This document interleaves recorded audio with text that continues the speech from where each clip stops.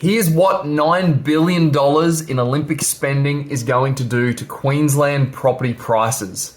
After dissecting the recent Olympic report, here is the breakdown on where they're spending the $9 billion. You got 3.7 in the stadium, you got 2.3 in the arena, 2.6 in minor venues, so total basically $9 billion in spending. So let's start at the stadium. Victoria Park becomes a preferred location for the main stadium at an estimated cost of $3.8 billion, excluding associated pre-seating and transport infrastructure costs. I wonder how much that's going to be.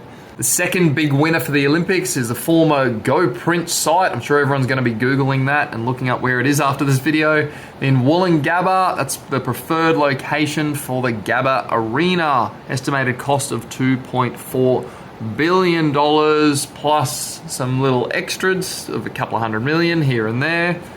And the minor venues program, just a lousy $2.6 billion. You can see these locations here, including Brisbane Entertainment Centre, Coomera Indoor Sports Centre, Gold Coast Sports and Leisure Centre, Gold Coast Convention and Exhibition Centre, State Netball Centre, and look, Cairns even gets in there as well, Cairns Convention Centre. So here's what I think it's going to do to property prices.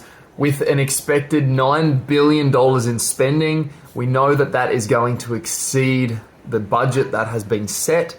So we're going to need a whole lot of construction workers, and other people have forecast 30 to 40,000 additional construction workers to meet the requirements to build all of this infrastructure by 2032. We've also got road programs on top of that, which are forecast at another few $1 billion to upgrade the road infrastructure on top.